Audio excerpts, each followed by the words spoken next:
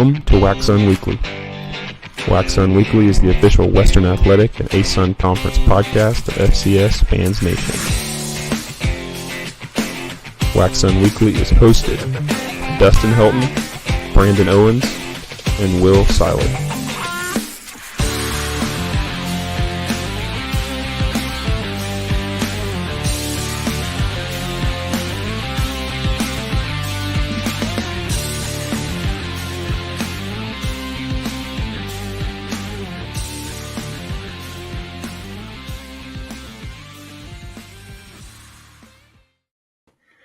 What's up, everybody? It's your boy, The Rev.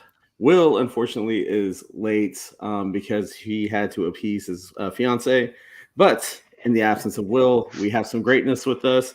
Besides Brandon Owens, as you all know, we have from the B team, Brendan Luedtke, or Luedtke, or Luedtke, or very long password on your iPhone. Brendan, how you doing, man? Good, glad to be here. I'm excited you guys have a live. You guys are always jumping on ours, so when I said I'd jump on yours, I didn't think it meant this, but this is awesome. This is even better. Yep, and we had a comment 30 minutes ago from Kyler, so thanks, Kyler. Hopefully you're here now instead of just talking trash. Awesome. Well, let's get into it. I'm trying to scroll back, and there we go. I was trying to get back to the thing I sent you guys. So we talked a lot today. So we really did. I will tell you, our tech stuff is pretty long, and also for any of you live, or I guess everybody's watching this on YouTube, my bibs look really great on Brendan in the picture. I don't know if you guys. They look fantastic. Well, I'm normally wearing bibs anyway, so it works. I almost wore them for this. There he is, Kyler. I appreciate Rev's that.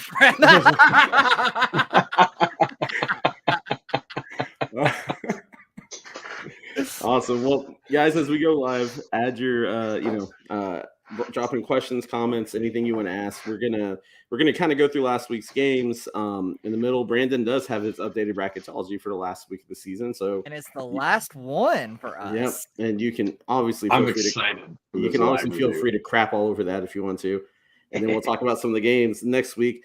Really, there's only two games that really matter within the conference, and those will be both our game of the weeks. But let's just scroll through the scores real quick. Appalachian State, or I just started to read. Oh my God! Wow! Yes, you guys need the live all the time. This is the best. Every time I see APSU, I by default from years. Sorry, Austin P defeated Kennesaw State 31-14. Jacksonville State did everyone in the ASUN a favor and beat up on Eastern Kentucky 42-17. The Fighting Will Seilers beat up on my team 34-7, but I won by drinking all the liquor we had, so I think that's a win there. Tennessee Tech beat Northern Alabama 35-27. Abilene Christian throttled a very lifeless Sam Houston team 45-28, and that game is not as close as that score indicates.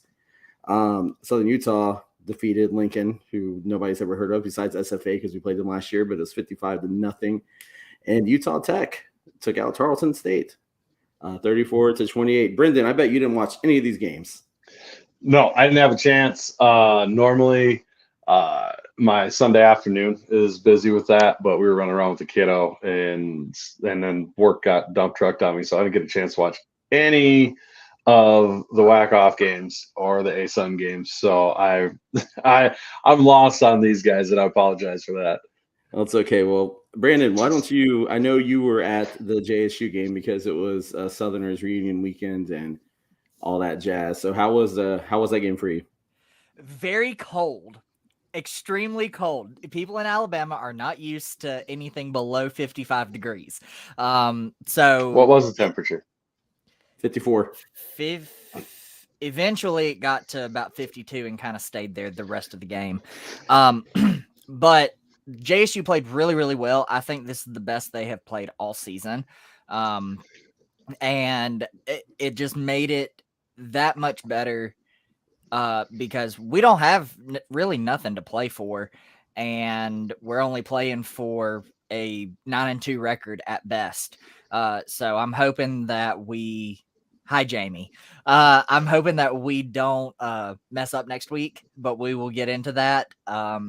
and a lot of the alumni did not go back out on the field at post game after Southerners performed because it was too cold. I could not feel my fingers, so I was like, I'm not going back out there.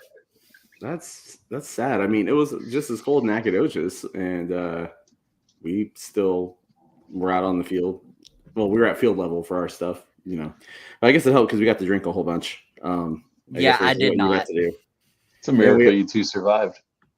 Well, you know, I'm not going to say anything about Will and just how hammered he got because he's not here to defend himself. But man, no, I'm just kidding. Will actually stayed very well behaved.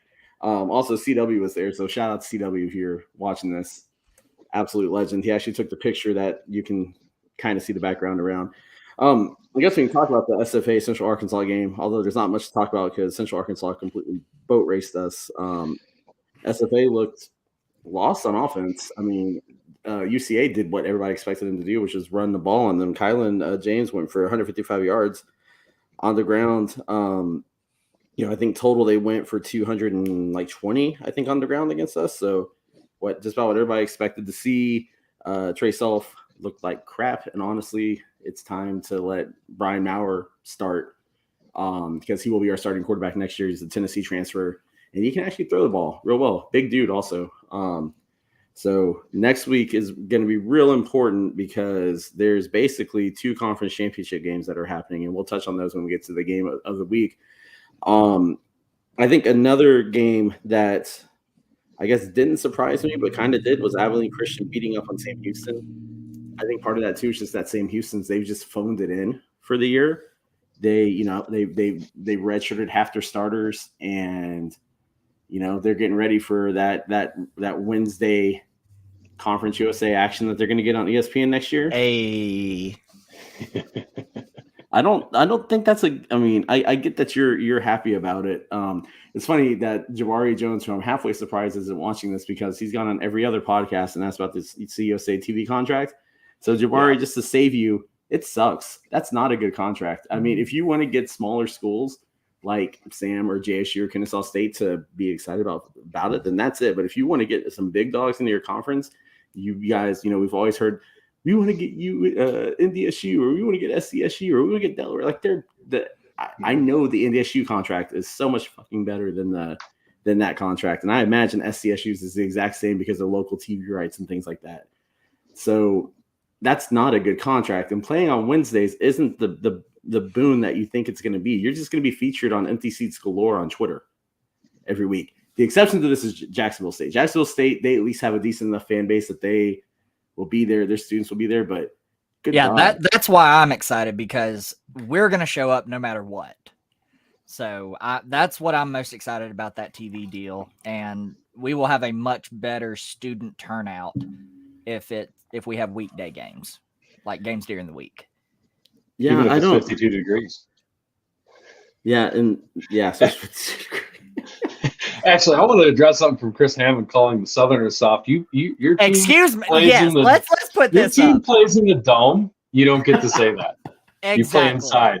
You don't get to say that to anybody. You're just as soft. You had to build a roof to hide from actual football. So you just stay in your little dome and leave him alone. I'll make fun of him for us. You play in half of a beer can. Even though us Southerners hate the cold, we endure it when it comes to marching band because we have an outdoor stadium. You have an indoor stadium. So shush. Yeah, both Idahos. I mean, the only team in Idaho, I guess, who's got a set is Boise State. I guess the best team in Idaho. Who or as Chris likes to call them, Boise State Junior College. Yes. Oh my God! You went there on him, huh? Tried to slag off my podcast partner. You're gonna get it from me, like. Oh, it's fantastic. Oh Lord. Oh man. Let's see. I'm looking at these other games that I mean. Austin P didn't surprise anybody with that score. Tennessee Tech told you they would beat Northern Alabama, as Brendan likes to call them, because he can't read their logo. But I mean, so Northern Alabama is, I'm trying to think, who would be the MVFC equivalent of a team that is so close to winning but just can't do it? It would have been USD last year, and probably this year. thinking like a Southern Illinois who's just been close, or Illinois State who had a couple close games but just let it slip away every time. Yeah, they just don't have the just, it's, I don't know what's missing. It's a certain je ne sais quoi, if you will, because they have the pieces. They don't have a bad team.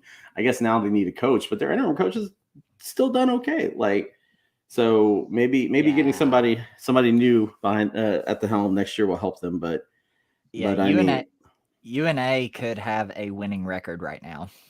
Yeah, they really could. Like, that's the sad thing. They could have a winning record and possibly be on the bubble for playoffs. Yep. Oh my God. Yes, Becky, sir. Look who finally showed up. Look at his butt. Look at his butt. What's up? It's about time. Jeez. Hey man. Sorry. Duty calls. Is Bailey still mad at you, or are you okay for now? No, we're good. The Sugar Bears won. Stretched it out. We're good. All right. Well, we basically talked about all the games that mattered last week. We already talked about the UCA game. But do you have anything you want to add from your trip to Nacogdoches this past weekend? First of all, thanks for having us down. It was a great time. I had a great time at the game. Suite was very cool. The tents on the other end were really cool. A lot of good people there at SFA, and I had a good time watching UCA dominate. So it was a good time. I know Rev was I don't know how many times I don't know how many times I got the middle finger from Rev, but we had a great time.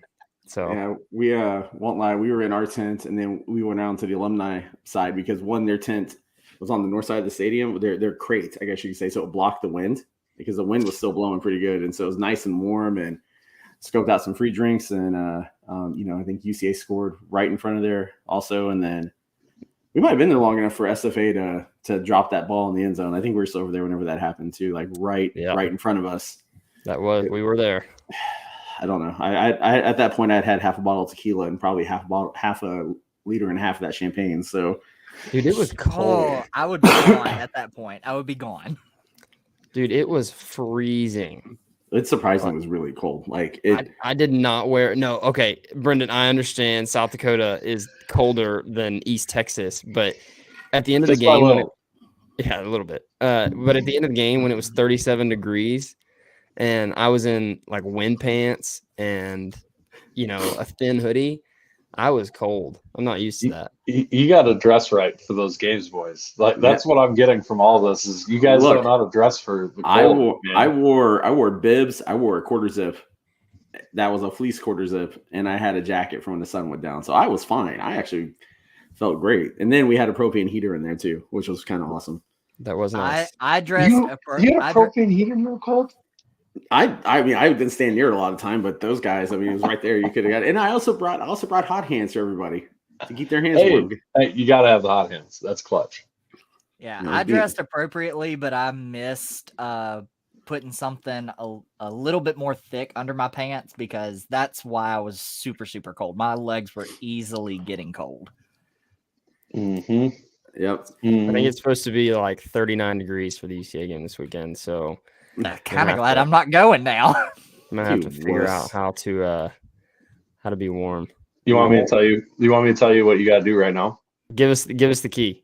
Okay, you have a pair of like Under Armour long johns, a pair of sweatpants, a pair of jeans over the top of that. And then if you have them, bibs over the top of that. Then you do a long sleeve t-shirt, a flannel, or a hoodie with another hoodie over the top of that. And I don't know that my brain can remember all of that. You're gonna have to like write that down. Layers. Yeah, it's all about layers gradually getting thicker as they go out. That's all it is. Like Ariel, or do what Ariel did. Run down to. I know you're in college still, though, right? So this might be tougher. But run down to where they sell Milwaukee tools and buy a heated jacket, and then they're actually buy the heated hoodie, so it's next to your body, and then throw a jacket over the top as a windbreaking layer. And then you're good. Okay. That might have been a bit of overkill for a 49-degree kickoff. Yes. Well, but yeah, a lot. But you can turn it on later. If the cold's killing you, whether it doesn't matter if it's 50 degrees and it's cold to you, or if it's 10 degrees and it's cold to you, that's how you got to go about it. You hear that, Chris Hammond? It was 19 degrees at the end of the game for the Jacks game, and Ariel was sweating.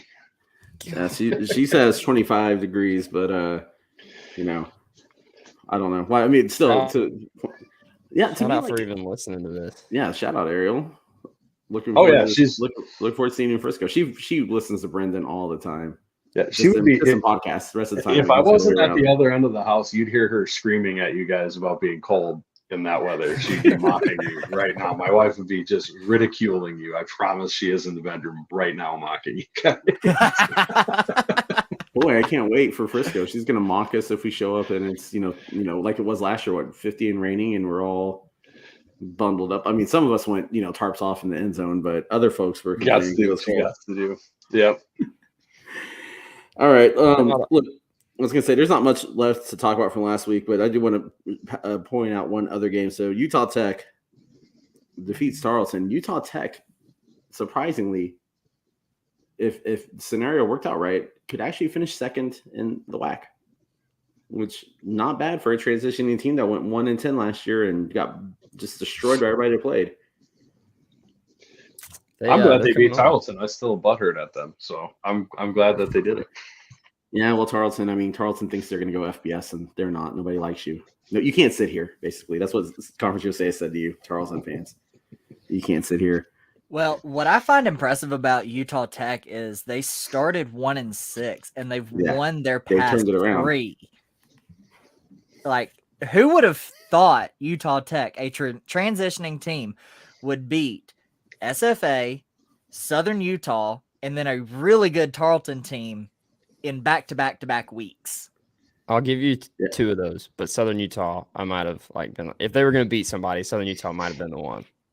Then they played well, but preseason, I would have been like, yeah, they might beat Southern Utah. Yeah, it's like we said at home when they did, or we said early in the year whenever they did their first of their 2 games, we were like they'll win the one at home, and they did. But they've turned their offense around. I don't know what happened, but their offense is actually going nuts. Jamie says Ariel should come crash the pod. I'm pretty sure Ariel probably doesn't want to show up in her jammies. I don't know. I'm sure she's in bed. That's her call. That's not my decision. Kyler's comment: SFA and EWU played a rivalry game with the trophy be called shit defense. Yes. Yes, I would absolutely agree with that. It'd be defense because there's no D there. Yes. Yeah, I think it would be called one of us has a decent looking field.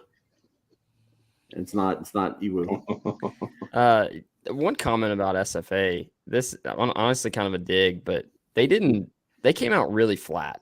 Yeah. It wasn't even that I think they were not a good football team. It was very uninspired football. It's senior day too. It was senior day and they came out flat. And then Coach Carthel during the postgame was like, we weren't ready. And I'm like, you had a bye week. How are you not ready to play? How do you not have juice? And there's a lot of folks already on the sawmill and things like that saying that Carthel should be fired.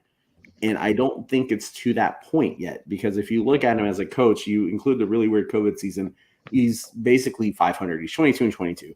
He's had the first season he was 3-9 using Clint Conk's shit team that Conk left him. We love Clint Conk. Yeah, Clint, that guy. So I think you have to give him one more year, but I think he only gets one more year because you don't want to see regression in any sort of form. And you're seeing that this year.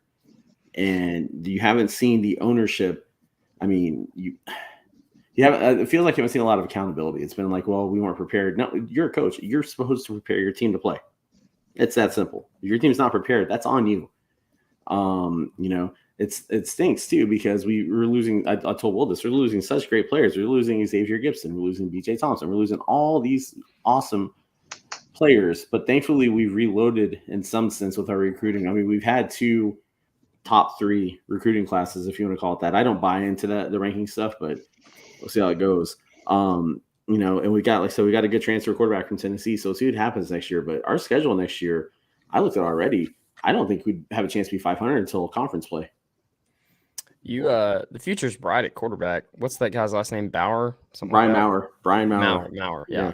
That dude's a stud. I think he's better than Trey Self. I think he is too. I don't think you can hand him the keys to the program when Trey Self is chilling there and all he's done for you. So Yeah, but I think every time he's played, I mean, he's the only one who threw a touchdown in the UCA game. He came in late and did it. And I mean, our defense, we got ran all over. Our defense made some really great plays too. You know, we had good turnovers, a nice fake punt, but just wasn't enough. You had a couple turnovers. A couple of those were self-inflicted too. I don't know who the interception was being thrown to. That was just a really odd throw to make, and then obviously the fumble there at the end. Scary. What? That's the most ominous comment I've ever. Oh no, we got. Hey, Jamie, I just gotta. I hear a dog. Say something about Jamie. Yes, I'm rocking the Jamie shirt. I gotta rock my future school where I'm gonna get my doctorate from. So. Are you? Wow. Announcing you're committing right here on WACSUN. Are we having a commitment? It'll be a few years, but it'll be a few years, but I will be. Yes. I haven't seen that thing in a year. Oh, don't make me laugh. I just have my nuts operated on. Here. It's awesome. That's so good. So he feels your pain. Oh.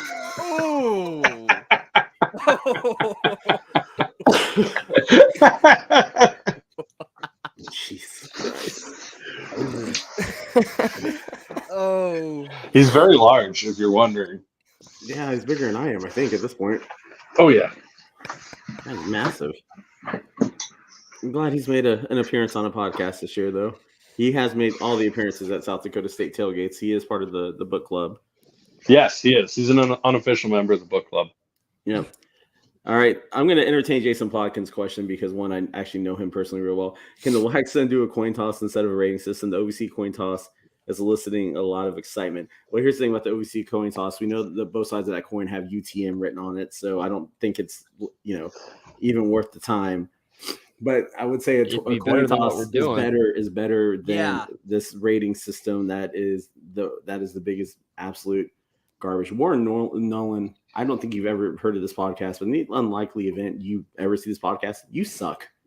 You suck at what you do. Yes, absolutely. Garbage. This is all just so confusing. It'd be one thing if you were using a true power ranking, but it's the simplest equation I've ever seen. If I could go take Microsoft Excel and do it for the conference in 10 minutes, then it's too simple. And just using 70% win percentage, 20% opponents win percentage, and 10% opponents win percentage is stupid. But that's just because if you go, there's true power rankings that go by offensive power, defensive power, literally everything. You could have used anything like that, but instead you did the dumbest formula ever. So somebody mentioned earlier that if there was a 3-way tie for the ASUN, all 3 would be considered. Is that right? I think they would see who's got the best chance to beat out the WAC champion, like the WAC nominee. Well, that would be EKU. They would find. But at the same time, if let's say Central Arkansas finishes 3-1, Austin Peay finishes. Well, are we really counting the Jacksonville State loss? Yeah, exactly. It's in. Yeah, it is count. They are counting it in the standings. So EKU, Central Arkansas, and Austin Peay all would be 3-2. Yeah. Austin Peay beat EKU. EKU beat Central Arkansas, and Central Arkansas beat Austin Peay. How in the world would you determine that? They probably just use the power rating. Obviously, it wouldn't matter because it would go to the WAC anyway. Yeah, it wouldn't matter. It wouldn't matter. But even if it would matter with EKU and SFA. Right. I think EKU'd probably get it at that point. Well, I think you have to do it over. Because they'd have a better. Against I don't know. They'd have this. I don't know. That's a good question. I think honestly, if it came to that point, they would give EKU because I think EKU doesn't have a realistic shot of getting that large because just the bubble's that big, and they're going to be better. They're in on the FCS Fans Nation official bracketology. Yeah, I'm pretty sure half of them are drunk doing it. I was with the schools that were left on the bubble. It was them or Idaho, and I don't think you can complain either way. I think, here's the thing. I think you would have given it to Idaho based upon their wins this year over EKU. But that's just my thought. So I would say that the whole ranking system, the power ranking, Warren power ranking system, has elicited as much conversation as the coin flip because people have been talking about that all year as compared to the last 2 weeks. That's true. So I don't think you need to change to a coin flip at all. What do you think? No, you didn't think so either. I feel like I'm giving you a hug, which is kind of weird. A drunken hug. It's always a drunken hug. This man cannot stay off of his hooch. That's about how it ends up in Frisco. Like, let's go find a McGriddle at 10:30 at night now. No, there's a reenactment that I can do with him from Frisco, but I'd have to act like I was sleeping and then get powerbombed by him. Oh, God. No, I don't know what it is with people messing with me while I sleep, man. Like, you jumped on me. Another friend of mine decided to snuggle in bed with me. Yeah. Risk how that was going to turn out. It was. I'll tell you this. It was after the Natty game. I knew Brendan was disappointed having to watch North Dakota State win in person. I knew he felt down. I was disappointed. I was pissed. He left the game early. Yes, I did. Back to the room, went to sleep. So I was baby about it. He and I were sharing a room. And so I didn't even walk in. I unlocked the door and ran in and just jumped across and frog splashed him in bed and said, "Get up, we're drinking." And he got up. So. This might surprise you. You're pretty awake after that happened. You don't just go, I'm going to go back to bed now. That's not how that shit works. Well, Ariel, I would warn you, Ariel. It's become a tradition now. So, move or you're going to get caught. Yeah, get out of the bed. I remember you leaving. I remember watching you leave the game from our little rainbow section there. And I was like, what's wrong with him? And they're like, he's from South Dakota State. I was like, oh, yeah, this sucks for him, man. I was pissed. But, yeah. It's that heavy realization that Montana State, we had lost that Montana State team, and then I had paid that much money to go to watch NDSU win national title. It was pretty tough to swallow. That's fair. To be fair, I think that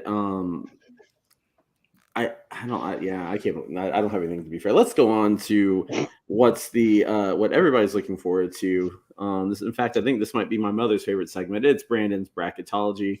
So, in case you don't know, Brandon started out this year with a lot of hot takes. That's an understatement. Those takes were hot enough that he wouldn't have been cold this past weekend had he kept them up.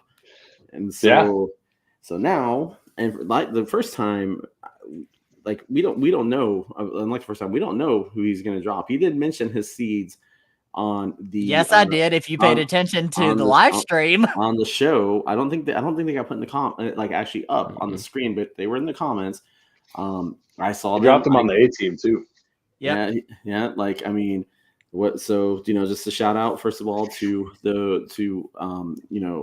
Matt, Kyler, and Jamie for doing their bracketology. Although Kyler chose violence, it still I think worked pretty well. But I think Brandon's probably going to choose more violence here. So I would say get your chocolate milk, kick back, and let's see what happens. And please feel free to talk shit in the comments. We will put them all up, every single one. Go ahead, Brandon. All right, let's just get this done and over with. So let's start with the seeds. I had to go ahead and predict games for the upcoming week. And thank you for A-Team for giving me this information. But is it Hunter Luedtke? Yep. Yeah, he's apparently not going to be able to play in this week's game. So that's my first upset of the week. And it creates a lot of chaos already. So I have North Dakota beating North Dakota State this weekend. In Fargo? Because the game's in Fargo. It's not in the Alaris Center. In Fargo. Have you checked the scores in the recent past of those games in the Fargo Dome? Have I? No. Yeah. Oh, if it was in the USPS sorting center in Grand Forks, I would probably agree with you, but not in Fargo. I don't think the upset happens even without Hunter Luedtke there. So not related to Brendan. Different spelling of the last name. Just sounds the same because all the names up there sound the same. All right. So starting with the number 1 seed, I have Sac State going undefeated, and because of the FBS win, they are my number 1 seed. I'm offended. my number 2 seed, on the other hand, is South Dakota State. My number 3 seed, I have Montana State beating Montana, so they get the 3 seed. My number 4 seed is Samford. My 5 seed is Holy Cross. Oh, I got to do it. Jamie told me to do it. Oh, kicks him out. Oh man, That and was the such rest good timing. That was don't such matter. That's it. All right. Good That's show, it. boys. That's it. This segment's done. Come back. My number 6 seed is Weber State. My number 7 is Richmond, and my number 8 is Incarnate Word. Really, just to reply to Jamie, you can swap Holy Cross and Weber State, in my opinion. So either way, I mean, one of those 2 teams is going to be 5 or 6, should the chaos that I think happen.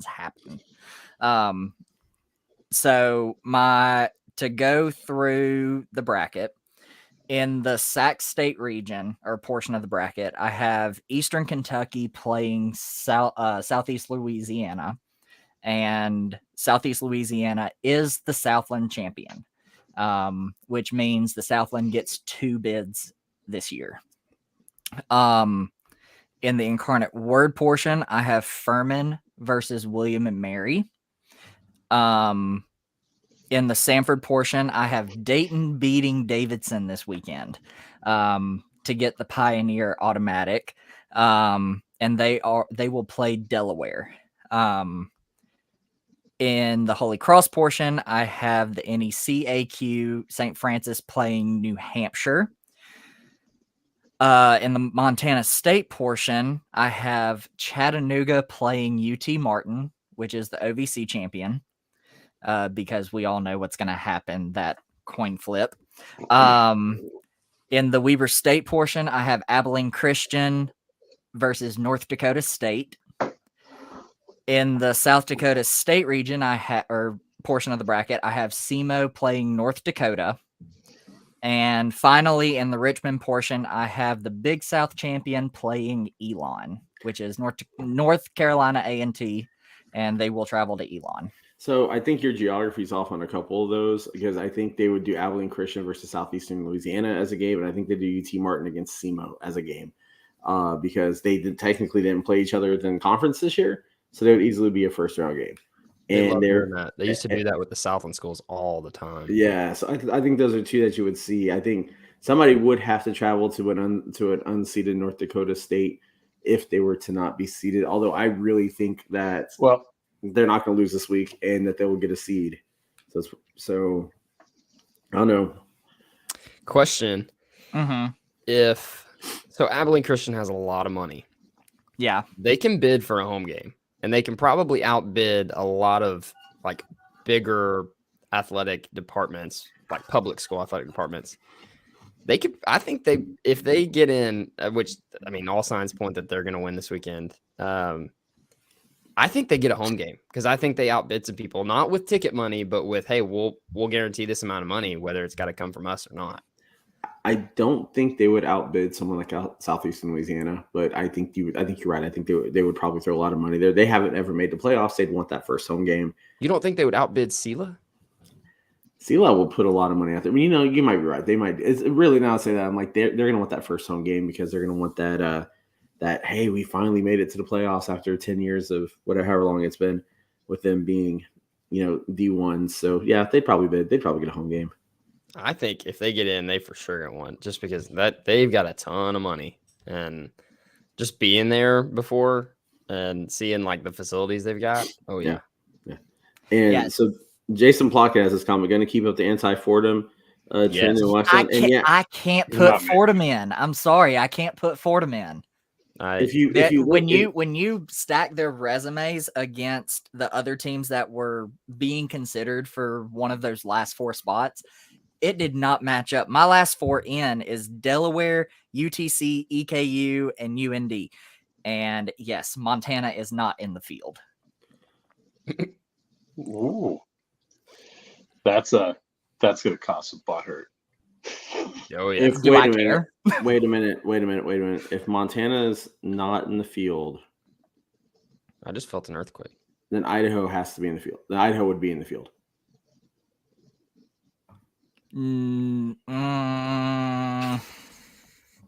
It's going to be one or two of the schools. It's not going to be both. There's no way. Yeah, one or two of them are going to get in. I don't think you're going to get. I think this is where the Eastern Kentucky thing comes in, because I don't. If Abilene Christian wins the WAC, they're gonna win the AQ. I don't think Eastern Kentucky is going to get in, and so nice. So no, I mean, of course, I would just be shocked given the wins.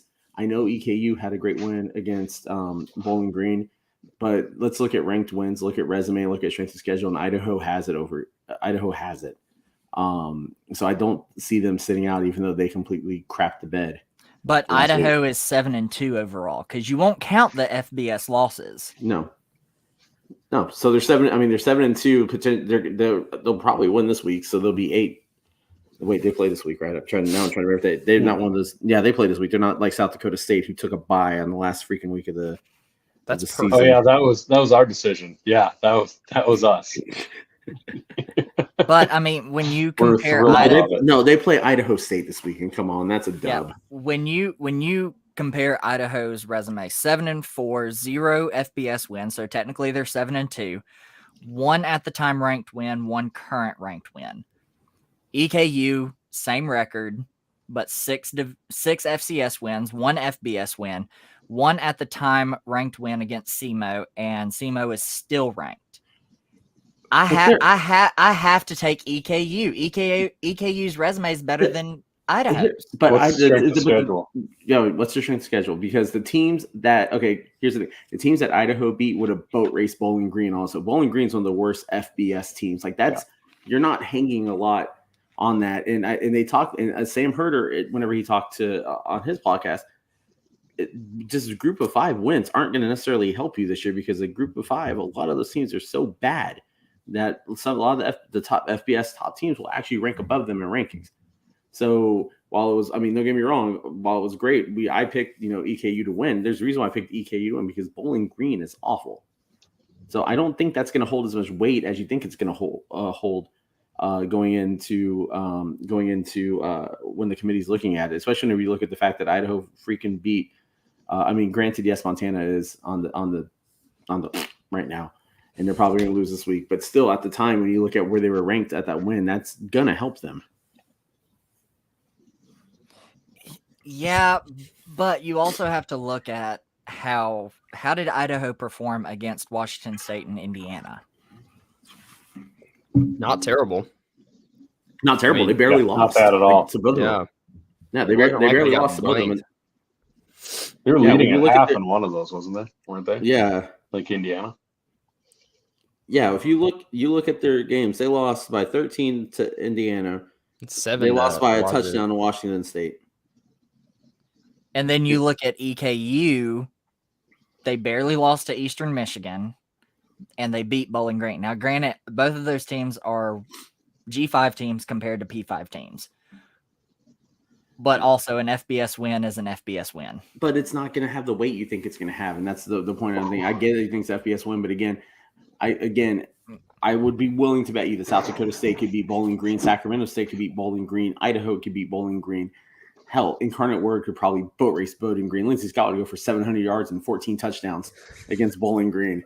Like they suck. They suck out loud. They suck so bad you can smell them from where they are. So I think this is a little bit of homerism out of you. I'm just calling it out because you want to see 2 from the WACSUN. I want to see 2 from the WACSUN. I don't think the WACSUN's going to get 2 though. Unless SFA beats ACU, and then if SFA beats ACU, then it's Eastern Kentucky going in. It comes from the ASUN. You're not going to get 2 though. And who you lose to matters as well. And I mean, the teams that Idaho will have lost to will be highly ranked teams or in the playoffs. If Davis pulls the upset, but even then, I would argue Davis is a better loss than Austin Peay. Yeah, like Didn't Jamie pick EKU? Was he the one that picked Eastern Kentucky? He Or picked was- them. Yes. and then wanted to go Yeah. back. That's what it was. and then When he was wanted like, to go "Oh, I'll back. stick with it." Yeah, that's right. I mean, Because if we look at Eastern Kentucky, they lost to Sam Houston, right? And Sam's hot garbage. They still kind of were at the time. That's when they were starting to look at redshirting their players. Their loss to Eastern Michigan's not going to count against them. And so that Jamie brings up a good point. Focus on the wins and not losses. And I think when you look at it, I mean, that Bowling Green win's not going to count for much for Eastern Kentucky. And not to mention also took them how many overtimes to actually do it? 7, something like that. Like it wasn't like it was it was 7.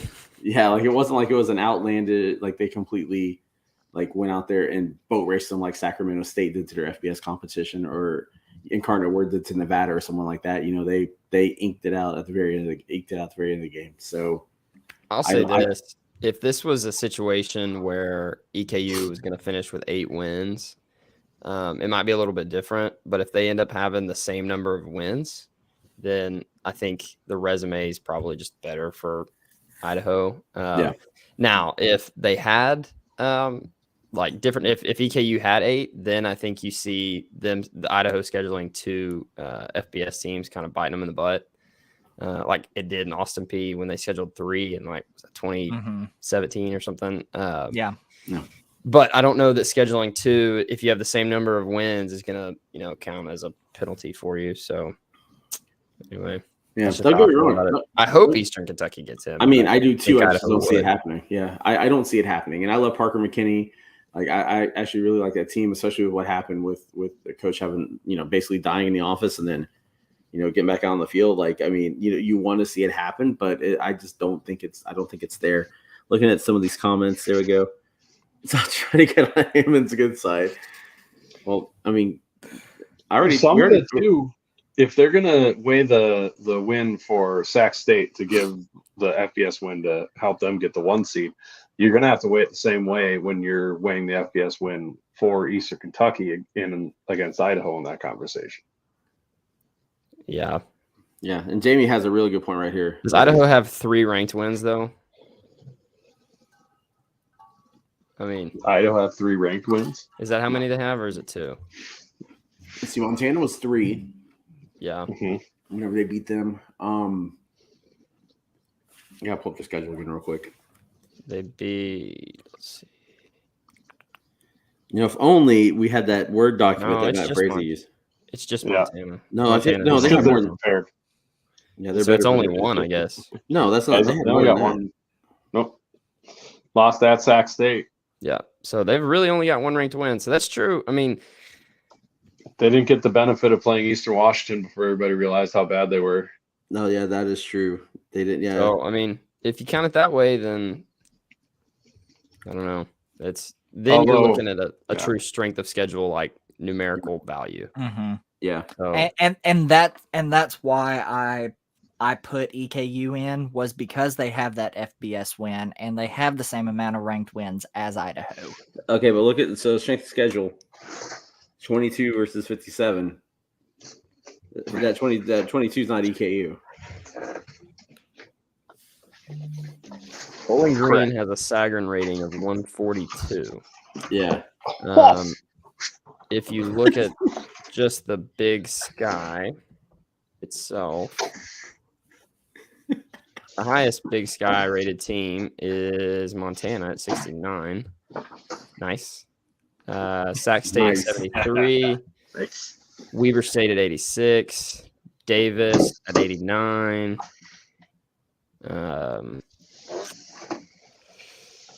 Montana State at 103.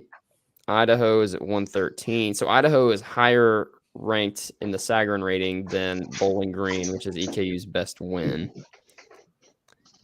So I don't know. Northern Arizona is closer to Bowling Green than anybody in the Big Sky. So yeah, I agree with Jamie Williams on this one. I think with how the committee values FBS wins, it doesn't matter who it's against. I think that the FBS win will still break the tie between EKU and Idaho, and EKU gets in. I hope it does. I just don't know. I don't know. I don't know. I guess we'll find out. That's a good question from chat. What chance are you giving Davis for the win? Like Davis, I'd say 20%. I would probably say I'd give him higher than that. I'd give him higher than that. I mean, it is a rivalry game. It's a game both schools get up for. Is it at Davis or at Sac State? Well, they're right next to each other. Yeah, I mean, they're legit across the street from it. Oh, not Oh, across, then- they're like pretty close. They're pretty damn close to each other. I would say probably 35, 40, somewhere in there.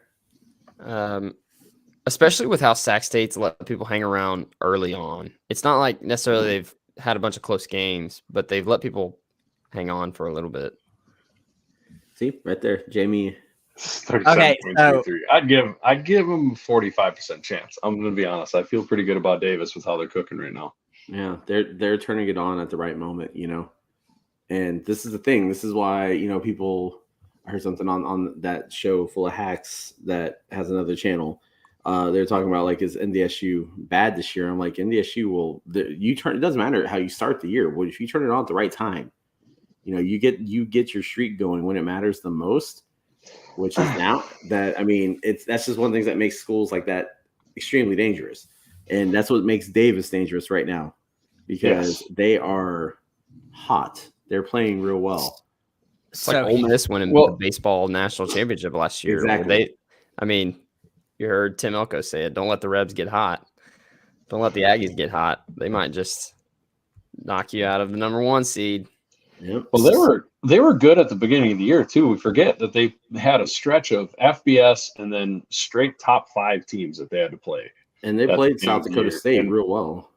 They played us tough. I think they played Weaver even better. Yeah. They should have won Weaver. If they make a field goal, then that's a whole different game. And then they finally ran out of gas against Montana State, but they were better than they were getting credit for, especially when people were using it against SDSU in the beginning of the year, which I got a kick out of. But now everybody's like, "Oh, they're really good, right?" That's fine. I think they're better than people think. They've got a real good defense, and their running back starts with a G. That kid's a little stud. That'll be a fun game to watch if anybody's able to go watch Scatabo versus, I think it's Gilmore.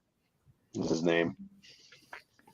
Yeah. So here's something that I noticed today when I was looking at my rankings, and I watched part of the mock playoff selection for FCS Fans Nation, and they had Samford at 3. I have Samford at 4.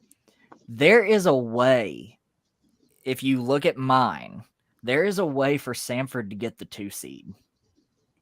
Sac State lose. Sac State has to lose. Yeah. And Montana State has to lose. Does Montana State have to lose, or would it just secure it if they lost? I think it's Montana State has to lose. Okay. Yeah. They're going to consider the Big Sky the best conference with the amount of playoff qualifiers they have, and going undefeated in it is going to get them the nod.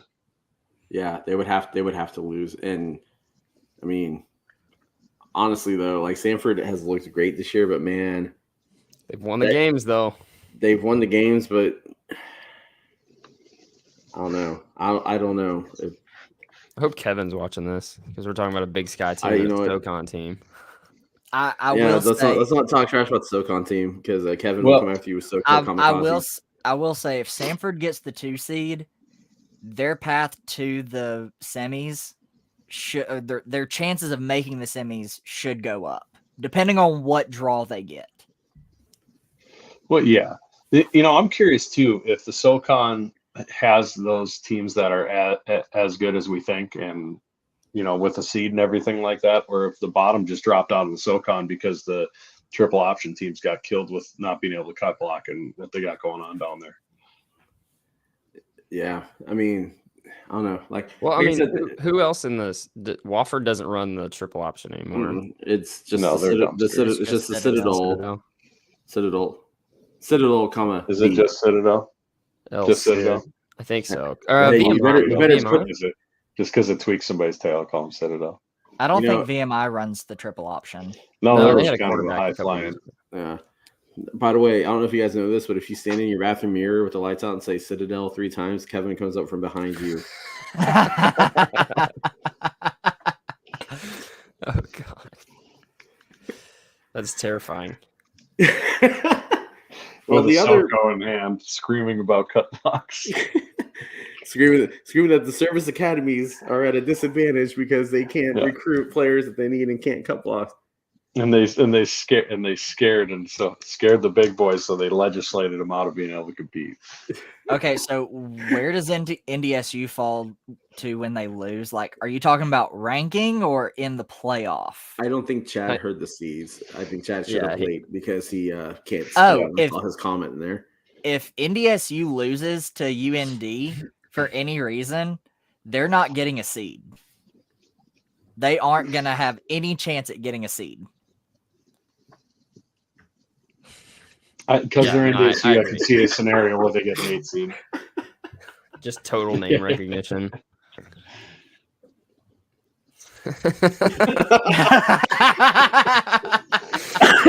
Citadel. No, we're not going to do that. Wait, Alexa, turn off the lights. Oh, Citadel. I can do all sorts of fun tricks. Alexa, turn the lights on. Turn them blue. Okay. Oh my, oh wow. that's a good look right there. You should stay that way. Yeah, there Stick you with go. that. Is that Yeah. Is that your trick for when you get aerial? Alexa, Is turn that the lights yeah, on. is that like your party trick? You host a party and Alexa, turn the lights on. Yeah, I can do dance and like strobes them. Oh, my the Alexa in our house just went off. All right, so I will tell y'all on this agenda, we had 2 things for the middle before we get to the rest of the game. Sure we did. One was bracketology, and the other one was just titled "Shit Talking Everyone." And I feel like we're to that point now. So again, if you have a comment where you want to trash talk anybody, drop it in. We'll put it up, especially if it makes me laugh. But please don't make me laugh too much. But Give us a fan base, and I'll give you the most annoying thing about that fan base. Montana. Oh, God, everything. Yes, I agree. It made my day when they started pitching for game day, like at Montana State. I was like, man, if they get it, Montana fans are going to be livid. And that was so it just made my day when they took game day to Bozeman because Montana's like, it's because we're in it. And it's like, okay, whatever. But I can't stand Montana fans. No, they you want to talk about like I mean, let's look at how many Big Sky titles have they gotten in the past 10 years? You might want to take a guess. 0. 0. How many is I'm Montana a State? good guesser. How many has Montana State gotten? 3. Exactly. So shut your damn mouth. Pound sand. My favorite is when they talked about playoffs without Montana are irrelevant, like back during the spring season. It's like, well, I guess the last decade's been irrelevant. Bobby Hawk is just a tool. Let's go to the next fan base. I hope they lose and miss the playoffs so we can ask him once again if the playoffs are now irrelevant. So, Chad, seeing as how the boss of our StreamYard channel is a Bison admin and probably could pull the power here at any time, I will say that NDSU Coward. they play in a dome. They're soft. Play outside. The most annoying thing about North Dakota State is that every time they don't win a game by like 40, they think the world's ending, or they don't have the best game play calling, or somebody schemes them a little bit. They think the world's falling and the dynasty's over. That's what's annoying. Oh, so Alabama fans? You want to know the most annoying thing in the world, honestly, about them? Like the number one thing about them? Yes. Is unlike every other fan base in the world, they can talk all the shit they want. And you can't say before anything. a game. No, it's not that you can't say anything. I've got all sorts of inventive things that I say to NDSU fans. That's not the problem. But they can shit talk before a game as much as they physically want because their team always bails them out. So it never comes up and they never have to eat crow, like ever. And it's so goddamn irritating. Here's the one thing that actually truly annoys me about them, and I think you kind of touched on it a bit. Matt was talking about Matt Frazee put out a tweet at the beginning of the year. It was like the week before their first game, and he could find tickets still. And it was like years before you couldn't find tickets. They were always sold out. And this year you'd be able to. And you know why? It's because their fans got bored with winning. And like, you know what? If your team's winning, you should get your ass in the seat because your team is winning. Your team has done something over the past decade that we haven't seen at the FCS level. You know, we've seen dynasties, we've seen App State, we've seen Georgia Southern, but not in a string like you have. And the fact that you're getting too bored, like, piss off. That is the dumbest shit I've ever heard in my life. Pardon my mouth. Will already. But like, I would take that any damn day of the week and twice on Sunday to have SFA be a dynasty team. Like, you're just as, I mean, at least Sam Houston fans, even though they didn't show up to the game, they, you know, consistently didn't show up to the game. It wasn't like that they got bored with it, you know. Consistently. So they also have, it's hard to complain about like Sam Houston fans not necessarily showing up when they have so much competition for like fans in the state of Texas. Right. And really that's everywhere in the country except for the Montanas and the Dakotas. Yep. I'm gonna stop you right there. South Dakota. They got Iowa. They got heavy Nebraska and Nebraska, Iowa. Like crazy heavy. To me, though, if you don't have, I get what you're saying. Like South Dakota State is literally 2.5 hours from Lincoln. Okay. Yeah. Let's see. I'm gonna come back up. Here's my counter to Sam Houston, though, to what you just said. If JSU in a state where Alabama and Auburn are can pull at least 12,000 fans, Sam Houston should be able to do the same thing. All right. Jamie Williams wants to talk trash about Richmond, and honestly, you know what the most annoying thing about Richmond is hearing JMU fans going, blah, it's blah, blah, blah. And Richmond still sucks. You know what? You don't play in the same division anymore. Get over it. Find a new rival, okay? Like, stop, okay? Nobody cares anymore. Like, they're not your rival. Let it go, okay? Just take whatever anger you have, put it in your pocket, and wait until you play them. Like, you get them at a bye game where you bring them up to Harrisonburg or you play in basketball or something. But, like, find a new rival. Go be rivals with Marshall. They need some love or something. Like, just do something else. Be like it's 10-22 and Marshall still sucks. That'd be fine. Or even better, come up with something a little more creative than that. Okay? Like, at least North Dakota State yells Sioux sucks shit still, even though North Dakota's not the Sioux. You know, at least something. Be creative. Be better. Be bold. That's it. That's your reverend. Mine and Will's time to shine. You go first. Dude, I don't know if there's anything annoying about North Alabama other than you made 5-year-old Will cry. I mean, that's all there is about North Alabama that's annoying is that, like, I can look back to one time of me crying in my life and it's because of you. It's hard to have anything else against you. Sorry. Okay, so Tuna fans are so prideful of their band and think that they are God's gift to earth. No band stuff. If only the Southerners didn't think that. Yeah. Southerners is the best band in the country. Thank you. We have the hardware to prove it.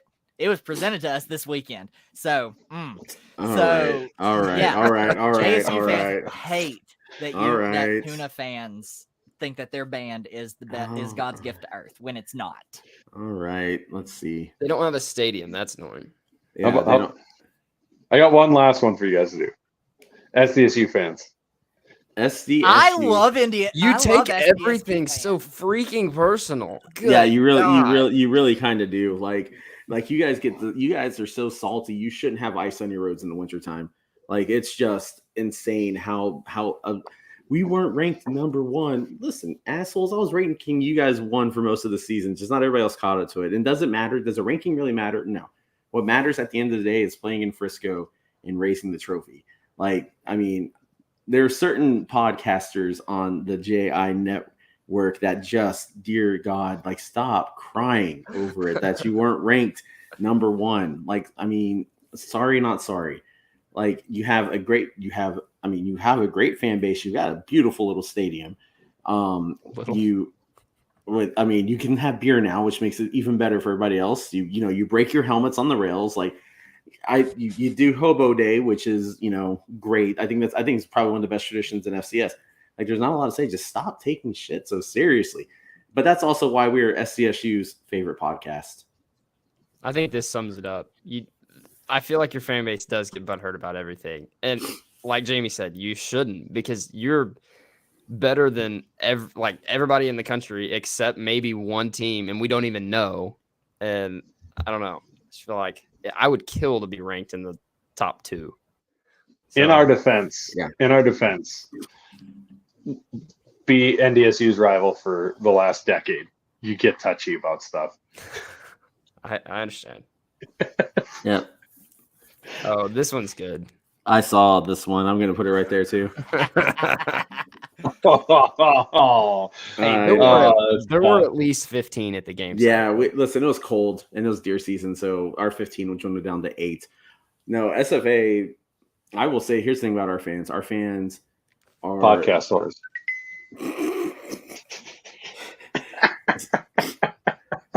Our fans give up way too easily. Like they're too, like they are. I mean, you know, if you think about it, if you think about the history, you know, we've only had like, I don't know, 7 playoff appearances. It's in D1, not that many. We had the national championship game that got vacated, but like our fans just like, as soon as we lose one game, we should fire our whole staff and do something new, sort of thing. And that's annoying to me. You know how many times Saturday I heard at least we have basketball? Yeah, and that's the other thing I hate too. I hate that we have basketball. Yeah, you know what? We are a basketball school. We are a basketball school first, but we got a pretty damn good coach for football. So, oh yes, we're gonna do this one. Hold on. Wait. I can do it. No. Jabari Jones asked a question that wasn't about the CUSA contract, so I want to make sure we get to that one because I can see it there. But okay, UCA fans. So my pet peeve at UCA fans is that we can put 12,000 people in a stadium, fill it to the brim, and you would think that there's like 2,500 there. That is true. Your stadium is damn quiet. It's just not like it's because we live in a state that is totally red. Like it is Razorback red to the core, and I wish it wasn't. But you've got people in the stands watching the Arkansas game on their phone, and it's like, oh, we got a first down. Like we were playing Sam Houston last year. They were the number 1 team in the country. We storm back, make it 31-28, and it's just like crickets. And you got players on the sideline turning around, trying to pump the crowd up, and nothing's happening. And it's just, I don't know, it's a little depressing sometimes. When UCA scores a touchdown at home, it sounds like this. It got a little bit better when they introduced the fireworks. I don't know if you've been back since we've had fireworks. No. They shoot fireworks now, and I think people literally get more excited for the fireworks than they do for the touchdown, but it makes people get up a little bit. But anyway, yeah, that's my pet peeve, is that it's like a freaking peanut gallery. All right. So Chad asked Jackson State. I don't know if he meant Jackson State or if he meant Jacksonville State. So let's hit both. Let's hit Jacksonville State because there's shit about them that's annoying besides their band. I got some stuff on Jacksonville State fans and some of their posters on the FCS Fans Nation page. Yeah. You know, so go ahead, Brandon. Besmirch your own school. The one thing that I hate is they think JSU is the best team in the FCS. Now, better yet, they think they're the best football team in the state of Alabama. And that's just not the case. And every time that somebody tries to bring them back to reality, they get all defensive. And I'm just like, bro, calm down. Are you okay in the head? Like, do you need a mental exam? Because apparently you think a team that has less scholarships and is in a different subdivision than Alabama and Auburn is better than Alabama and Auburn. Like, no, sit down. Yeah. And some of them even say, oh, we can take NDSU, we can take South Dakota State, we can take Montana. And I'm like, oh, please be careful what you wish for. Be careful what you wish for, because we got it one time and we got our butts handed to us. Yep. I think the only thing that really annoys me with Jacksonville State, honestly, I mean, the other stuff you can tolerate is that they still are allowing a punter who sexually assaulted a teammate to still play for them. Oh, yeah, that's another thing, too. Yeah, that's you know, just saying. No, and Chad apparently meant Jackson State. I don't have any beef with Jackson State, to be honest with you. If a lot of people don't like Deion Sanders as coach and what he has done for the SWAC and what he's done for HBCUs, you got to admit they're getting a lot more attention than they used to get. You can't I talk like shit Georgia about it. Southern fans. You can't talk shit about a team that averages 45,000 people a game, right? Like they fill up. When I stayed in Houston, the weekend the Astros won to avoid being down here for the Lone Star Motorcycle Rally, and it was when Jackson State played Texas Southern, and there were so many Jackson State fans downtown, like insane. Like they travel well, they support their team. It sucks they don't have clean drinking water, but that's another story. So I don't think you can say anything bad about them. I would love to see them in the playoffs because I would love to see how they do against other teams, but they're going to go Celebration Bowl. They're going to get their money and they're going to get their media exposure, and that's good for them. There's not really anything you can say about them. I was going to build off of that because a lot of their fans are saying that they will play anybody, anytime, anywhere. But then you bring up the fact that you would have to play those teams in the playoffs because none of those teams are going to schedule Jackson State during the regular season. And they go all ballistic on you when you mention playoffs. If you want to prove yourself, go to the playoffs. Yep. Get into a conference where you can get an AQ or an at-large and prove yourself. Who needs to prove yourself when you get the money going to the Celebration Bowl, though? Exactly. Right. Like they don't have. It does irk me when they like talk crap about the playoffs and talk about they would win the national championship if they played in it. That irks me a little bit because then I'm like, okay, play in the playoffs. But at the same time, I totally understand not doing it. But don't say you're not doing it because you're too good for it. You're not doing it because you make more money the other way. Yeah. So. No, I agree. Real quick, Will, or this is more of an Ace question since you know better, but thoughts on Coach Bo regarding staying at KSU with the move to CSA? I think he'll be gone. I was going to say, is there something I don't know about? Because I think he'll be gone. I don't think he'll be staying around, dude. Well, we talked about this. We talked about this when KSU announced they were going to CUSA, or when UNA fired their coach. Yeah. Yeah. Here's my thing. I think he's a great coach, but I don't know that scheme is going to work, especially as you transition. And so if you're concerned about getting a jump, on, you got to recruit, and that system calls you to recruit a certain way, and that's not going to work. It's not working now, whether it be the new rule or just in general, and it's not going to work at the Conference USA. And so if you want to recruit the way you're going to have to recruit, then either tell him you got to change the system or I guess let him go. I love Bohannon. I think he's awesome. But I don't know that he's the guy necessarily to lead you to the promised land if that is what you're trying to do. Now, I think he's a guy you could keep on staff and maybe say, hey, I want you to hire an offensive coordinator that's going to do this. You still be the head guy, the face of the program, but we're going to give you the money to get an offensive coordinator. Okay, so you want him gone. I don't know. I don't think it translates up to the next level, what he's trying to do, unless he's going to go work at a service academy. Like, I just don't see it happening. So that system, no. But, I mean, if you bring in because he was trained under Paul Johnson, is that his name? At Georgia Tech. Yeah, I think you're right. I think so. Yeah. So if you told him get an offensive coordinator that is going to run an offense that's compatible with success at that level, then maybe it works. But all right, one more comment, and then we're going to go into the games of the week because I just think this is a funny comment from Chad, and actually I think he spelled it right for everything. No, he misspelled who's. Never mind. There's got to be one in there. Yeah, he spelled who's. He used who's improperly. If it was done right, I'd be worried somebody stole his computer and was typing in this. Whose field turf is the worst, and why does it make Kyler such a hater? The worst. Is this between Eastern Washington and UCA? No, this can be anybody. Okay. Honestly, you know what? Here's the thing. I talked crap about UCA stripes, but they've gotten better since they kind of made that purple deeper, like we talked about. Eastern Washington did something sort of neat.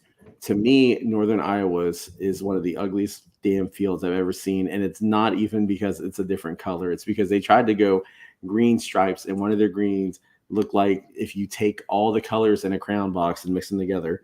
And then they have that like throw up. Yeah, or throw up. I was trying to be nice and nicer. But then they also have that same throw up piss stain, whatever it is around. That's the shape of Iowa that they have at midfield. To me, that's the ugliest. That's the ugliest field turf. Eastern Michigan. Oh, yeah. That's the factory is the worst because the first time I turned my TV to a game when they had installed the gray turf, I legitimately thought that my TV was broken. And just like Jamie just said it too. Yeah, I felt like I was watching a black and white game, and then I realized that the uniforms were the right color. And so yeah, that sucks to watch a game on. Yeah, Coastal Carolina's teal doesn't bother me so much. It just looks like really bad AstroTurf from like the 80s. I was gonna say it just looks like AstroTurf. Yeah, I'm gonna stick with you and I because I think the gray one would look. I liked her, and now I don't. My wife's trashing you. That's actually my favorite. I'm gonna tell you, my favorite field in the FCS is the birthday cake. That is my favorite turf color? Is that UCA? It's UCA. Yeah. The birthday cake. It's a layer cake. Yeah. Ariel does not agree. That's my favorite one. Yeah. Well, obviously she doesn't have taste. She married me. Yeah, I wasn't gonna say that. I saw two more fan ones, and I mean, we got Chad's not enough, but Sam, who cares? They're FBS. McNeese. Who? I have nothing against McNeese. You guys are awesome. Seriously about McNeese. You got to say it right. It's not McNeese. Why is it McNeese? There's no because they're from Louisiana and they can't talk. Get your life together, McNeese. Yeah, McNeese. Listen, I will call them McNeese forever and always. So here's the thing I actually like about McNeese. One, they have a great tailgating environment. If you haven't been there, you show up on Friday night, they're partying. It's the erection party or whatever you want to call it. They're putting up tents, but they're still partying. Whoa. Saturday, they party all day. That's appropriate for a whack-off, jack-off. Yeah, we had to throw it. So Saturday, it's a big tailgate. And the thing is, you come as a visiting fan, they are going to offer you a beer. They're going to offer you food. They're going to take care of you, right? You go inside the game. They're going to talk trash about you for 3 hours. They're going to be your worst enemy. They're going to sway and clap and sing Jolie Bon and all that stuff. And then as soon as the game's over, you walk out, they're going to offer you another beer.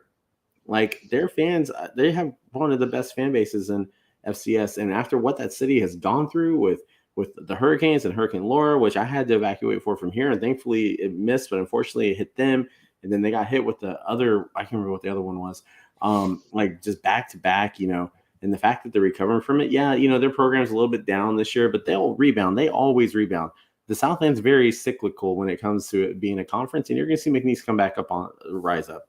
Mm-hmm. I think the only thing I hate is that they put McNeese on the back of their jerseys, but I get that they make it about a team and not an individual, so I guess it makes sense. Yeah. But that's my thoughts on them. I think the only thing I don't like about McNeese is the fact that they have fallen off so much because they used to be such a very good team. Yeah. The cowbells kind of suck. Then if they have cowbells, that's the most annoying thing about them. You both shut your mouth. They have cowbells. All right. Have you seen a Mississippi State game on the TV? All right. Where Jamie Williams is right. He says it's coming up at 11 on the East, and he's old. And we're at an hour 13, so we're definitely getting fight song is Ring the Bells for South Dakota. Yeah. So let's get into week 13. We're just gonna go through these real quick. I'll call out the games. These are really easy, and then we have 2 games of the week that we can discuss further. So we have not Appalachian, but Austin Peay traveling to Bama. Is Austin Peay even going to show up? What's the spread? I don't know. Yeah. Ben didn't give me by 80. The hell, Ben? Yeah, what the hell, Ben? No, I can't pick against Scotty Walden. I mean, yeah, I know you love you some Scotty Walden, but I just going against Bama. I know Bama is down after the LSU loss, but I don't see that being a loss. You don't see that making them lose to Austin Peay. I don't see that making them lose to Austin Peay, unfortunately. So I got to go with Bama. I heard Bama by 80. All right, we got Northern Iowa. They're going to be walking in Memphis, playing the Tigers at the Liberty Bowl. Memphis. As much as I want UNA to win, I'm picking Memphis. Yeah. Let's see. We got Kennesaw State at Eastern Kentucky. This one could be interesting. It could. because I'm calling Kennesaw State. Kennesaw's playing their best ball of the year right now. Yep. EKU's not playing very great. Well, I mean, they're 2 weeks removed from being UCA by 4 scores. So, I mean, yeah, they had a bad week last week, but I wouldn't say they're necessarily not playing great. But I think where's it at? I didn't even look. It is in Richmond. But that's not a bad travel thing for It's gonna be Kennesaw State. cold. It's gonna be cold. It's gonna be windy. It's not gonna be Brendan cold, but it's gonna be cold. There's gonna be one complete set of teeth in the stands. Because it is Eastern Kentucky. Saying the toothbrush, not a toothbrush. The Kentucky Blue people will be out there. No, because of my bracket, I'm gonna go EKU. All right, Will. I'm gonna roll with Kennesaw. Brendan. I'm gonna go with Eastern Kentucky. Yep, I'm gonna take Kennesaw. All right, we got the Thunderbirds of Southern Utah traveling to the prison to play Sam. I'll start that. Thunder Chickens and play in front of all 15 people. Dozens of people will be at that game. Yeah, the Sam Houston fan will be there. There will be one. Hopefully, there's not an execution going on at the same time because then that guy will be busy doing other things. That's true. Their offense is getting it together a little bit, so I'm gonna go with Sam. I'm taking the Thunderbirds. I'm going Southern Utah. Yeah. Too bad that's not a game of the week. I could get some points back. Nah, that's not happening. We had to pick the games that actually mattered this week. Houston Christian, not Baptist. They're leaving the confines of CVS to go play Tarleton. Tarleton. It's got a play down game here for Tarleton, so yeah, I'll take them. I don't think it's enough of a trap game for Tarleton. It's the last game of the season, and Tarleton has nothing to play for except for people thinking they should be FBS. So I will take them, although I'd love to see Houston Christian pull the upset just for shits and giggles at that point. I'll go with Tarleton, even though I root against them every game for the rest of their existence. Yeah, exactly. I have a real question. Brendan, have you ever seen Houston Baptist or Houston Christian play a game? Just out of curiosity. I have caught them before flipping through, but I don't remember it. Because I know I've had it on ESPN Plus. Okay, sometimes I wonder if like the Huskies get up on any TVs north of the Mason-Dixon. North of CVS, basically. Yeah. I have a problem. Like if the Jacks are on the road and I'm not going to the game, I sit down and I start my day watching game day, and then it's FCS football. I don't watch FBS football at all, so I will watch FCS football until I'm watching Big Sky After Dark.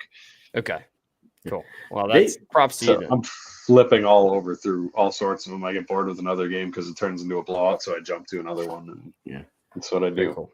I mean, the thing with Houston Christian is when they had Bailey Zappi playing there, I mean, they were actually playing pretty well with him as quarterback, and they were getting some national exposure. But again, you're exposing the fact that half of your stadium is dominated by a CVS.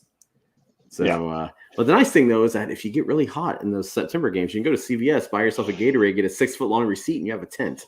So there are some pros to having that right there. It's true. If your athletic trainer forgets Advil, you can exactly. You're right there, man. That's exactly it. You don't have to get around the sidelines. Just go in, you give it your CVS card, get your points. That's right. So does their trainer even get Advil, or does he just send the players over to get it themselves? Just give them a voucher and tell them to go get it.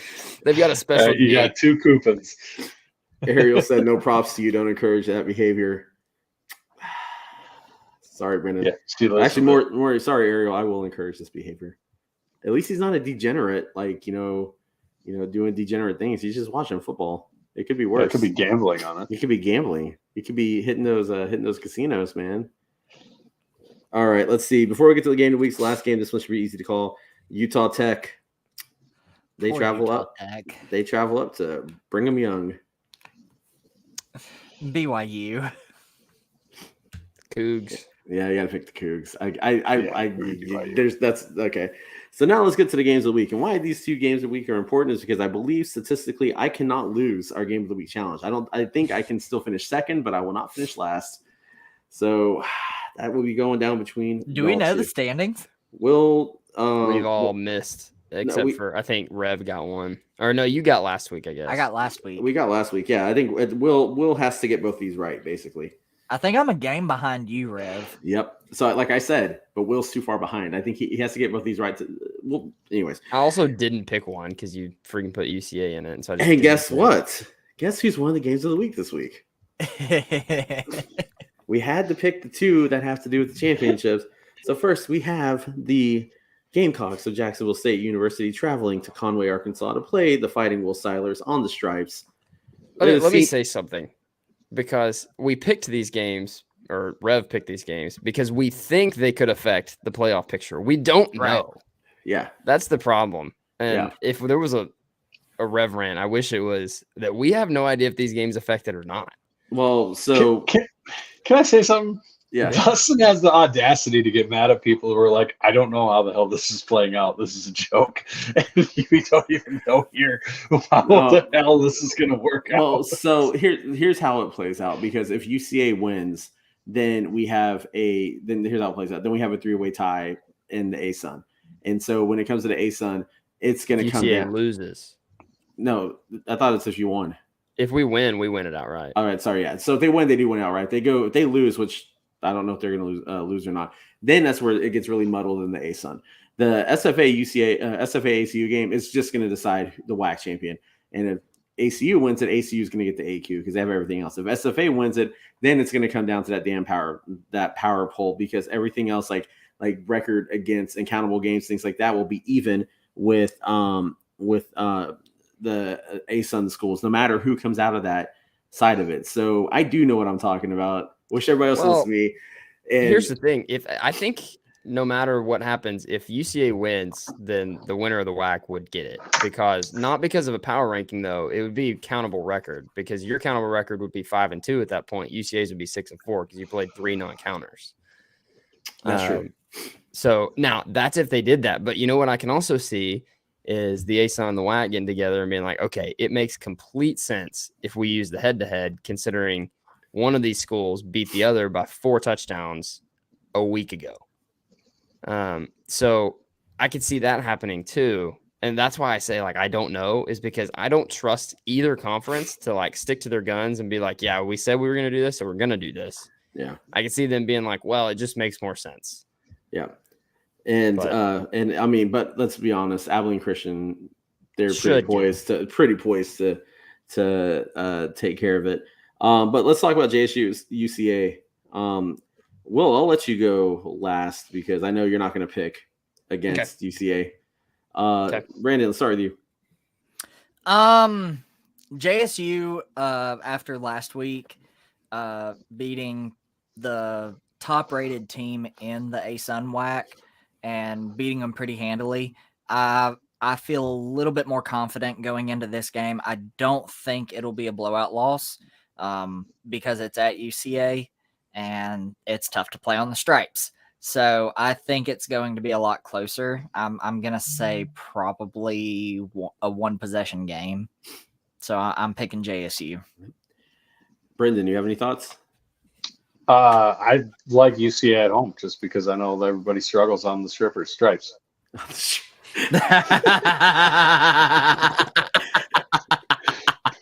There's that slip up. They get distracted. Everybody does struggle with the strippers. That's their real secret. They're sending the strippers to the hotel prior that the opposing team's staying at, and they're like, "Oh, it's this field. The stripes are getting them. Nothing else." Oh. Whew. But there is no denial from Will, so I mean that could be true. No, I don't know. I'm not telling you what the specialists did on Saturday night or on Friday nights. Here's the problem with this game is that it's been with UCA because UCA they're a really damn good team, but you don't know which UCA is going to show up sometimes, and you don't know if their defense is going to step up and play great and limit a team to 7 points, or if they're going to get in a shootout with Lindenwood. You don't know if the special teams is gonna make it a game or if they're gonna lose to Missouri State based upon special team scores. So you don't know. I'm gonna lean with Jacksonville State, but I think it'll be a close game. Also, I wouldn't be surprised if UCA wins. To be honest with you, but In terms of picking for our standings, I'm gonna stay if they were. I'm gonna say if they're. I'm gonna bet with Brandon basically to help pad the standings here. You should have to pick first, so that way he's got a chance to come up. This is Don't coverage. worry, I'm gonna pick first on the last one. Will, are you? I mean, I know who you're picking already. So do you have anything you want to say about the game? Here's my only concern. Jacksonville State runs the ball very effectively. We gave up, I think it was 185 on the ground SFA, which Miles Reed can run the ball, but he's not a world beater. I would take LaRoche over him from Jacksonville State. Eastern Kentucky ran for 230. North Alabama ran for I saw 456. That was us. 278. So almost 280. And then, I mean, if you go to Kennesaw, it's going to be different. I actually think we held Kennesaw, to 181. So we've given up over 150 on the ground, over 175 on the ground for a month straight. And so that makes me nervous because if we can't get Jacksonville State off the field, then it's hard to win. But we've also seen like teams like Southeastern Louisiana do it. And so I think we can do anything Southeastern Louisiana can do. So I don't know. Darius Hale was clearly not 100% in Nacogdoches. He played, I think, 5 or 6 snaps and was slow on all of them. So, but then again, Kylan James stepped in, had like 280 all-purpose yards. So obviously we've got, a certified dude backing him up. So I think it really comes down to can we stop the run or not? And when I say stop the run, you're not going to, make them run for less than 150, but can you – if we can keep them under like 240, 250, which sounds like a lot, but I think if you can keep them under 250, they rushed for like 350 last week. Mm-hmm. And even in games we've won by 30 points, we've given up 225 on the ground. Yep. And so I think that's the magic number is anywhere from 240, 250. You keep them under it. I think it's a game. If you let them get up over 300, I think you could see a lopsided game. So that's just my opinion because I think they could control the ball, control the time of possession. And our offense is really good, but if we're not on the field, we can't score. So that's my diagnosis. So hopefully we can. I think we can. I think it'd be really interesting if we got to 6-5 and made the ASUN. And I really hope we win, and I really hope SFA wins, which I've never hoped SFA won in my life. But I hope they do. What a nice segue. What a nice segue. It's like you host this thing sometimes. Go ahead. I was going to say, so the last game, it is the CNF Austin Lumberjacks traveling to Abilene to play Abilene Christian Wildcats at their lovely new stadium that they just started playing in the past couple of years. It's a nice little facility. And this one is for the WAC championship, straight out. They've already played once this year. SFA won on the wildest ending to a game you probably would ever see. Brendan, I don't know if you saw it or heard about it, but Abilene Christian's driving. They kick a field goal. It falls short. Xavier Gibson, our fastest player, grabs it, runs it back to midfield, gets horse collared as time expires. So SFA basically gets a free play with no time. Campos kicks a 53-yard field goal. SFA wins. Craziest ending, craziest last like 10 seconds of a game you'll ever see. But now here's the difference between those games. Now, one of the teams has actually looked really good since then, and it's not Stephen F. Austin. Abilene Christian they basically just, I want to say steamrolled because they haven't, but they have just consistently managed to move the ball and consistently managed to score in every game. They went up to the sorting center in Grand Forks and hung in with UND, and lost, I think, was 37-34. So as much as I love my team, I'm a realist. Based off what I saw last week against UCA, when SFA had an opportunity to make sure they still had any sort of playoff hope, and they came out, flat. I don't see them going to Abilene and being hyped. I think Abilene Christian wins this, and I think Abilene Christian wins it pretty big, to be honest with you. And SFA will end their season at 5-6. Abilene Christian will win the WAC and win the WACSUN auto AQ, and they will make their first appearance in the playoffs. Brendan, go. Oh yeah, Brendan, you go. All right, I'll go. So I do know a little bit about both these teams. I know that neither's defense is out of this world, but I have a lot more faith in Abilene Christian's offense to be consistent and put up more points than Stephen F. Austin's, unfortunately, Rev. So especially with it being at ACU. So I'm going to take Abilene Christian. Will? I hate to say it, but I think Carthel's lost the locker room. I don't know that there's still a whole lot of like juice left in those guys. And just being in a locker room, that's a dangerous situation. When you lose a locker room, you lose games 34-7 at home. So, yeah, I mean, I can't pick against Abilene Christian. So, give me the Wildcats. Brandon. I'm looking at everything on offense and on defense, and Stephen F. Austin actually is ahead of Abilene Christian on every category for offense. And then Abilene leads SFA in defense except for passing yards allowed. Abilene is undefeated at home. If this was at SFA, I would pick SFA. Those 14 guys have a really big home field advantage. I mean, they are loud. They get loud. But I have to go with Abilene. As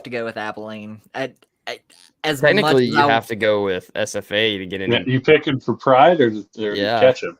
Well, so here's the thing: if he picks SFA, then I think and Will somehow manage to get all these right again if I pick. And there is a punishment in Frisco that is yet to be worked out. So yeah. So I mean, like I said, I'm sitting pretty. I mean, so it's Brandon's. It's Brandon's if he wants to just go for pride or if he wants to go for glory. It's fourth down. You're gonna go for the tying field goal or you're gonna go for the win. You're gonna go for the win. What are you gonna do, Mike McCarthy? What are you gonna do? You know what? Jamie has always said that he's admired coaches that go for the win, and I agree with him. So I'm picking SFA. Wow! Look at you go! Wow. Look at you go! Love the moxie. I love the moxie. I think you're wrong, but I love the moxie. And we waited until Jamie went to bed for that. Yeah, exactly. Right. I was like, you didn't have to talk nice to Jamie. He'll see it later. So, another thing too that makes me pick against SFA, even if SFA hadn't been the way they were last week, it is very, very hard to beat a team twice in the same season. Absolutely very hard to do. And that doesn't bode well. So that's it, guys. We've been doing this for an hour and a half live. And why you guys might ask yourself, why did we go live? And why did we bring in Brendan? So I can address this slander. First off, I'm whooping Ben's ass this year in the pick. Okay. I'm beating him like a redheaded stepchild. I don't need these picks. The question for someone who hasn't, if you guys for some reason aren't watching this live and you catch up on the on Apple or Spotify, sorry, because we haven't read all the comments and we suck at that. We'll do better next week when we talk about that show. But the question is, Brendan, are these bonus picks to gain on Ben this week? So for those of you who don't know, this is a great time to plug the FCS Fans Nation. Brendan's from another podcast. He's not an SFA guy. Obviously, if you couldn't tell that by his background. Yeah, he is part of one of the two podcasts for South Dakota State. Part of the whole Jackrabbit Illustrated splitting hair, whatever that whole. Is it Jackrabbit? Huh? Yeah, there's three. There's a third one. There is a third one because technically five. We have wrestling and the basketball. We're talking football right now. But anyway, I digress. We're talking to foosball. So but they've got the A team, which is with Matt and Dallas and Chad coming in strong. They've got the B team with Brendan and Ben and Chad again Apparently, Chad's a podcaster. What the hell? And then they've got the new one with Kyle and what's it, Stacks and Thomas Stacker. Yep. Yeah, he played defensive end for us last year, and obviously 4 years prior to that. And they go live on Friday afternoons, like at lunchtime, to preview games. I don't know what they're going to do this week. I guess they could talk playoff things. So, but anyway, the point is, FCS Fans Nation, if you aren't liking and subscribing on YouTube, you're missing out on a plethora of podcasts that talk about all sorts of FCS content. You know, you got Kyler doing the Eagles Power Hour, doing it solo this year. You got the Fight on Montana boys doing their stuff. They had Big Sky. There's Big Sky Big Takes for a bit. There was the Jay and Keith show that does Eastern Tennessee. You have Brandon's other podcast, Cocky Nation, but that's an FBS podcast, so we don't care. So we don't care. Sorry, Cody, for keeping you awake. Not sorry. You're FBS now. But no, and then you had the Big Boy show. All these great things. The other reason why we're live is because next week there will be 2 live podcasts coming to you on the FCS Fans Nation show or page. One of them will be the Selection Sunday show done by Jamie, Kyler, and Mr. Frazee. I should actually put him first because he is the boss.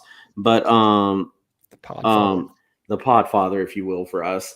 But they will be going live during Selection Sunday. So you can, I think it's 11:15 Central, 12:15 East Coast. But you can watch the picks with them, listen to their analysis instead of listening to folks on ESPN who don't know what they're talking about. Wow. There you go. And then his picture there kills me. I know. It's so weird. So weird. He does a wrestling podcast too. Chad, who we talked about, A-Team and B-Team, said that wife just heard that and said she agrees, said that I'm a podcast whore. So whore.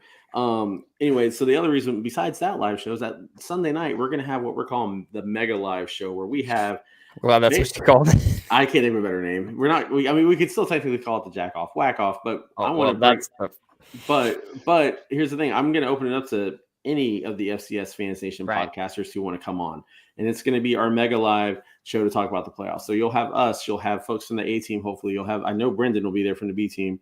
And hopefully Ben shows up as well. I think Dallas said from the A team he's definitely going to be there.